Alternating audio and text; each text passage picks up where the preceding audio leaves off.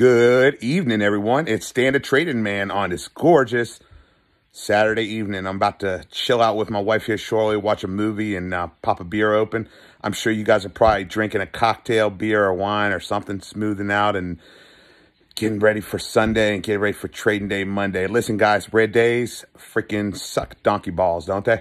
They suck. And, you know, we had a nice green week just the prior week, and everybody's like, oh, my God, I love it. It is gorgeous.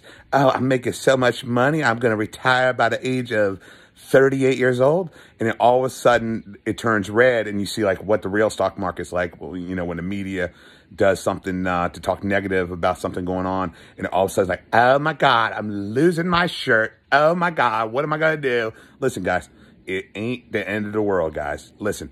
Red days are a day for self-reflection. It's a day for you to figure out what you got, to figure out, you know, do a little bit more due diligence on your stocks, to give you ability to research a little bit further about what FDA approvals or, you know, other approvals are coming out, trademarks and stuff like that. It's a day for you to strengthen up, sharpen your pencil, and know what you own.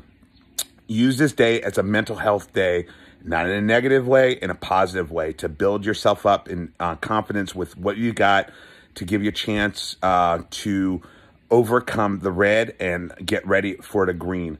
Listen, guys, on the red days, it is a great way to make money for the future. Maybe not that day, but for the future. It's a great time to figure out which tickers you want to average down a little bit, especially, you know, just silently add a little bit here and there to get ready to ride the wave up. Gives you a little boost, and then once it goes beyond where you're holding, it continues going up, and you make some a little extra dollars. So, you know, if you have 1,000 shares, maybe, you know, if you don't want to average down with 500 shares, maybe a couple hundred shares, gives you a chance to average down just a nudge to make a little bit of a difference on the way up to help you out. Also, it gives you a chance to self-reflect with what you got baggage-wise. You really have to do soul search to figure out if whatever you're holding is going to be relevant in today's market or anytime soon with the catalyst it has, or, you know, any approvals that are up and coming and so forth. If you think it's more of a, you know, 3-week event or a 4-week event, you know, I'm not telling you to sell anything specifically, but it's money that can be used elsewhere where the market is starting to boom. Like Monday, you know, I expect that there'll be some COVID movement, some stocks there. You know, depending on what happens with this latest police shooting, there might be some riot plays to play. It's a good time to figure out where you want to be positioned cash-wise, so that it's available for you to dip into those plays that might be a little bit more in motion than just staggered along. What is red will most likely go green. And, you know, on green days that are good, sometimes turn into red days across the board. There's nothing that anyone can do. I can't change it. No one can change it. If you're looking at a red screen across the board, I'm looking at a red screen across the board. It is a mental health day, guys. Listen, couple months ago, month and a half, 2 ago, when Congress allegedly sold a ton of their shares with some insider information, and the whole market collapsed because of them and some other people. You know, I didn't have a lot of cash available, stupid enough. I mean, you know, I always tell you guys to have some cash read up. I didn't. I wish I would have, because I would have bought up the world.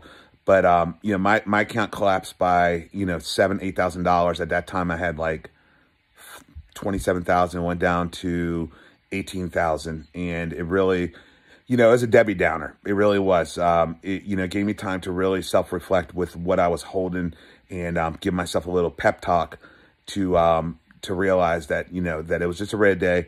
It was just because, you know, the entire market collapsed. Everything was red, and what I had was valid. It had some validity to what was going on, you know, at that time. Okay, guys, it is really a chance for you to assess your entire situation. Don't break down emotionally. It's not emotion. Take your emotions out of trading. It is a good time for you to walk away from the red screen, to get mentally charged up by going swimming, you know, going to do some gardening, going to the grocery store, helping granny or your mother or father. It is a great time for you to just blow off some smoke by doing something else and forgetting about it. Maybe set your alerts on your phone. So if your ticker happens to be chosen at that moment, that you're aware of what's going on. But other than that, walk away from the screen. Don't sit there staring. If you're not going to buy anything or you're not going to average down, don't sit there staring. There's no need. All it's going to do is drain your mental status. Red days will break the weak and it will make the strong.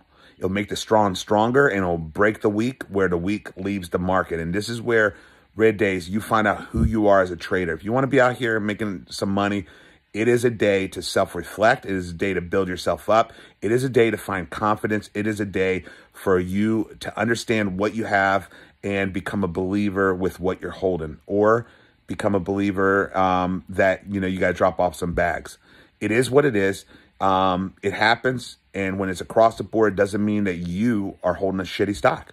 It just means that the market is down. There's negative news out there. There's a little bit of fear or whatever. Buy the fear and sell the freaking rare steak to the FOMOs that are chasing your stock on the way up. Buy the fear. People talking about some tickers about, an S3 was filed, or, you know what?